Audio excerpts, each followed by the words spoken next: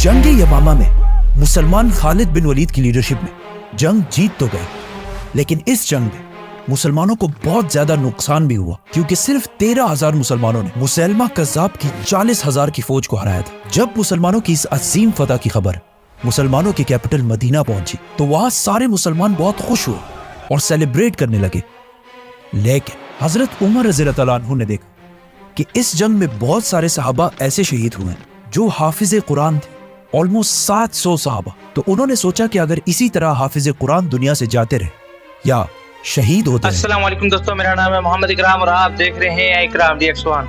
दोस्तों, आज की वीडियो काफी इंपॉर्टेंट और काफी नॉलेजफुल होने वाला है और इसके साथ साथ इंटरेस्टिंग भी बहुत ही होने वाला है। First Quran of the world, यानी कि दुनिया का सबसे पहला कुरान क्या कौन सा था, आइए इस वीडियो में जानते हैं। वीडियो को एंड तक जरूर देखने की कोशिश करना, काफी इंटरेस्टिंग वीडियो होने वाला है। तो चलिए वीडियो को स्टार्ट करते हैं बिना कोई टाइम वेस्ट के। जंग यमामा में मुसलमान खालिद बिन वलीद की लीडरशिप में जंग जीत तो गए, लेकिन इस जंग में मुसलमानों को बहुत ज्यादा नुकसान भी हुआ, क्योंकि सिर्फ 13,000 मुसलमानों ने मुसैलमा कज़्ज़ाब की 40,000 की फौज को हराया था। जब मुसलमानों की इस अजीम फतह की खबर मुसलमानों की कैपिटल मदीना पहुंची तो वहां सारे मुसलमान बहुत खुश हुए और सेलिब्रेट करने लगे।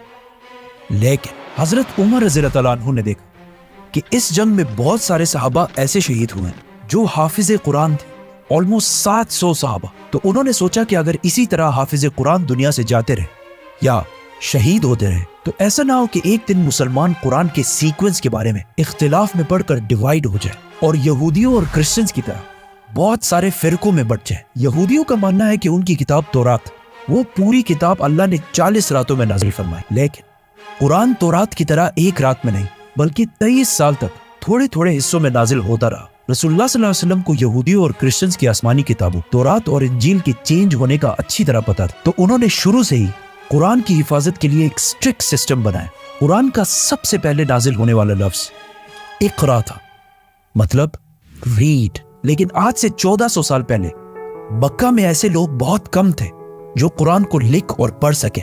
लेकिन पहले दिनों से ही इस्लाम कबूल करने वालों में कुछ लोग ऐसे थे जिन्हें पढ़ना लिखना आता था। तो रसूलुल्लाह सल्लल्लाहु अलैहि वसल्लम ने उनमें से कुछ ट्रस्टेड सहाबा को कुरान लिखने के लिए सेलेक्ट किया। जब भी आप सल्लल्लाहु अलैहि वसल्लम पर कुरान की कोई आयत नाजिल होती तो वो सबसे पहले उन स्क्राइब्स, मतलब पढ़े लिखे मुसलमानों को बुलाते और उनके सामने कुरान की आयत पढ़कर सुनाते और उन्हें ये भी बताते कि किस आयत को कौन सी सूरत में लिखना है और किस आयत के बाद लिखना है, जिसे ये सारे स्क्राइब्स बहुत केयरफुली लिख देते।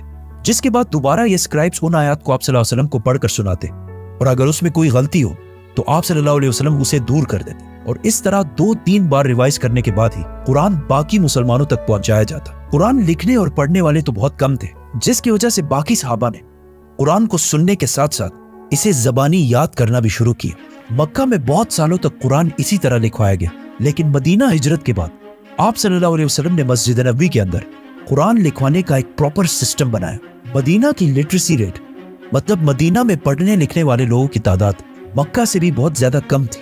लेकिन मदीना में मुसलमानों को एक एडवांटेज ये मिला कि वहां पहले से बहुत सारे यहूदी आबाद थे, क्योंकि यहूदियों की किताबों में पहले से ये बता दिया गया था कि बहुत जल्द मदीना के आसपास एक पैगंबर आने वाले हैं। इसीलिए हिजरत से 500 साल पहले जब फलस्तीन के इलाके में रोमन एम्पायर ने यहूदियों पर जुल्म करना शुरू किया तो इनमें से बहुत सारे यहूदी फलस्तीन को छोड़कर अरब की तरफ आए और स्पेशली मदीना और इसके आसपास आबाद हुए और अपने उस पैगंबर का इंतजार करने लगे। यहूदियों की आसमानी किताब तौरात एक किताब होने की वजह से उनमें एजुकेशन की अहमियत अरबों के मुकाबले बहुत ज्यादा थी, जिससे मदीना के लोगों ने अब तक कोई फायदा नहीं उठाया। लेकिन जैसे ही रसूलुल्लाह सल्लल्लाहु अलैहि वसल्लम मदीना हिजरत करके आए तो उन्होंने यहूदियों के एजुकेशन सिस्टम से मुसलमानों को भी फायदा पहुंचाने की कोशिश की और बहुत सारे यंग और टैलेंटेड मुसलमानों को बचपन से ही यहूदियों के स्कूल्स भेजा ताकि वो उनसे पढ़ना लिखना और दुनिया की बाकी नॉलेज हासिल कर सके। इन यंग सहाबा का काम ये था कि वो कोई बिजनेस ना करे, सिर्फ और सिर्फ तालीम हासिल करें।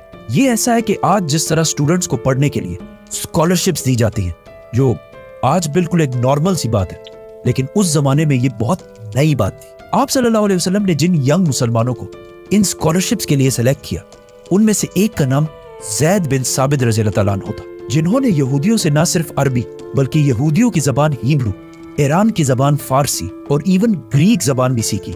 जिसके बाद ज़ैद बिन साबित आप सल्लल्लाहु अलैहि वसल्लम के पर्सनल स्क्राइब बने मतलब कुरान की नाजिल होने वाली आयात को लिखना और बाकी बादशाहों की तरफ लेटर्स लिखना, जो एक बहुत इंपॉर्टेंट रोल था। आहिस्ता आहिस्ता ये ग्रुप बढ़ता गया और कुछ एस्टिमेट्स के मुताबिक 75 तक जा पहुंचा।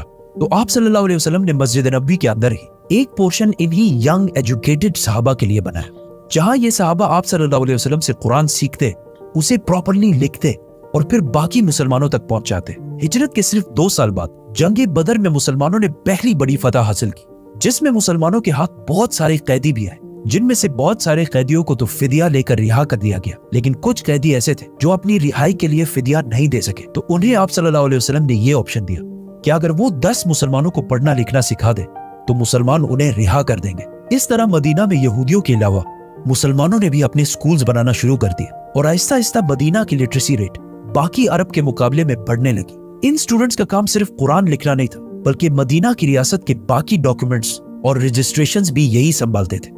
जैसे कि आप सल्लल्लाहु अलैहि वसल्लम के हुक्म पर मदीना की पॉपुलेशन को काउंट भी इन्हीं साहबा ने किया था और यहूदियों की ताकत को टैकल करने के लिए आप सल्लल्लाहु अलैहि वसल्लम ने मदीना में एक बाजार बनाया था, जिसकी सारी डॉक्यूमेंटेशन यही एजुकेटेड स्टूडेंट्स करते थे। आप सल्लल्लाहु अलैहि वसल्लम की जिंदगी में तो ये सारा सिस्टम ऐसा ही चलता रहा, मतलब कुरान को केयरफुली लिखा जाता, उसे पढ़ा जाता और बहुत सारे सहाबा उसे जबानी याद कर लेते। लेकिन कुरान आप सल्लल्लाहु अलैहि वसल्लम की जिंदगी के आखिरी साल तक नाजिल होता रहा, जिसकी वजह से कुरान एक कंप्लीट बुक की शक्ल में लिखना इम्पॉसिबल था। और रसूलुल्लाह सल्लल्लाहु अलैहि वसल्लम के वफात के कुछ ही अरसे बाद जंगी यमामा में 700 हाफिज कुरान शहीद हुए। तो हजरत उमर रज़ियल्लाहु अन्हु ने सोचा कि अगर इसी तरह सहाबा शहीद होते गए और आने वाले मुसलमानों के लिए कुरान एक कंप्लीट बुक की शक्ल में ना हो, तो कहीं ऐसा ना हो कि मुसलमान एक दिन कुरान के सीक्वेंस के बारे में इख्तिलाफ में पढ़कर डिवाइड ना हो जाए। तो वो सीधा खलीफा अबू बकर रज़ियल्लाहु अन्हु के पास गए और उन्हें समझाने की कोशिश की कि हमें एटलीस्ट एक कुरान ऐसा कंप्लीट लिख लेना चाहिए जिसका सीक्वेंस उसी तरह हो जिस तरह रसूलुल्लाह सल्लल्लाहु अलैहि वसल्लम ने बताया था और उस पर किसी को कोई शक ना हो। पहले तो अबू बकर रज़ियल्लाहु अन्हु ने ऐसा करने से बिल्कुल इनकार कर दिया और कहा कि मैं ऐसा काम क्यों करूं जो रसूलुल्लाह सल्लल्लाहु अलैहि वसल्लम ने ना किया हो।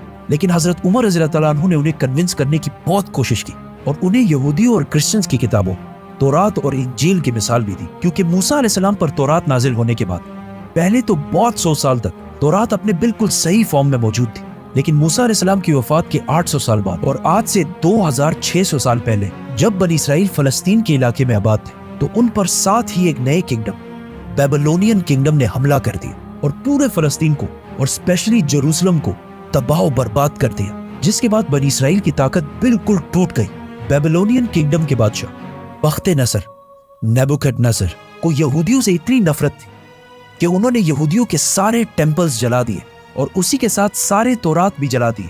मतलब एक टाइम दुनिया में ऐसा भी आया कि दुनिया में एक तौरात भी मौजूद नहीं थी, जिसके बाद यहूदियों ने तौरात जीरो से दोबारा लिखी और उसी तौरात को बिल्कुल सही करार दिया। और इस तरह क्रिश्चियनिटी में भी बाइबल के बहुत सारे वर्जन्स हैं, जिनमें से चर्च ने खुद ही कुछ को सही और बाकियों को गलत करार दिया। जैसे ही हजरत उमर ने अबू बकर रज़ियल्लाहु अन्हु के सामने ये सारी बातें रखी, तो हजरत अबू बकर भी कन्विंस हो गए और फौरन कुरान को एक किताब की शक्ल में लिखवाने का हुक्म दिया। और इस काम के लिए उन्होंने उसी सहाबी ज़ैद बिन साबित रज़ियल्लाहु अन्हु को इंचार्ज बनाया, जिन्हें आप सल्लल्लाहु अलैहि वसल्लम ने बचपन से ही खुद ट्रेन किया था। उस वक्त मदीना में एटलीस्ट 25 सहाबी ऐसे थे जिन्हें पूरा कुरान ज़बानी याद था। तो अबू बकर रज़ियल्लाहु अन्हु ने ज़ैद बिन साबित के अंडर सहाबा की एक टीम बनाई जो सारे हाफिज कुरान थे और कुरान जमा करने के लिए एक बहुत स्ट्रिक्ट सिस्टम बनाया, जिसमें सबसे पहले सारे हाफिज कुरान की आयत पढ़कर सुनाते, फिर उन्हें आप सल्लल्लाहु अलैहि वसल्लम की जिंदगी में लिखे जाने वाले कुरान की आयत से मैच किया जाता और इस सब के बाद भी बाहर से 2 गवाहों के कुरान के नुस्खे भी देखे जाते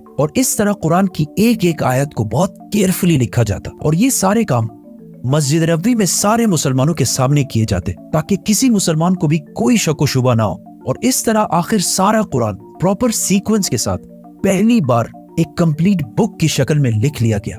ये कुरान कंप्लीट होने के बाद मदीना के किसी सहाबी को भी इस कुरान पर एतराज नहीं था। अबू बकर, उमर और अली रज़ियल्लाहु अन्हु सारे इस कुरान के सीक्वेंस पर राजी थे। इस कुरान के कंप्लीट होते ही इसे अबू बकर रज़ियल्लाहु अन्हु के हवाले कर दिया गया, जिसके बाद अगर किसी भी मुसलमान को कुरान के बारे में कुछ जानना होता तो वो आकर इसी कुरान से उसे वेरीफाई कर लेता था। पहले खलीफा अबू बकर रज़ियल्लाहु अन्हु की वफात के बाद ये कुरान दूसरे खलीफा हजरत उमर रज़ियल्लाहु अन्हु के कंट्रोल में आया और हजरत उमर रज़ियल्लाहु अन्हु के बाद ये उनकी बेटी और आप सल्लल्लाहु अलैहि वसल्लम की जोजा हजरत हफ्सा के पास चला गया। कुरान की सारी आयत एक सीक्वेंस में इस कुरान में जमा करने के बाद लोग दूर दूर से अपने कुरान को इस कुरान से वेरीफाई करने के लिए आने लगे और बहुत सालों तक ये ऐसे ही चलता रहा। लेकिन हजरत उस्मान रज़ी अल्लाह अन्हु के दौर में जब मुसलमान पूरे अरब को फतह कर चुके थे और इवन रोमन और पर्शियन एम्पायर को भी फतह कर चुके थे और अब एक तरफ अफगानिस्तान और दूसरी तरफ अल्जीरिया को फतह करने में बिजी थे, जिसको हम पूरा एक्सप्लेन करेंगे तो सब्सक्राइब। तो इस इतनी बड़ी एम्पायर की आर्मी में से एक फौज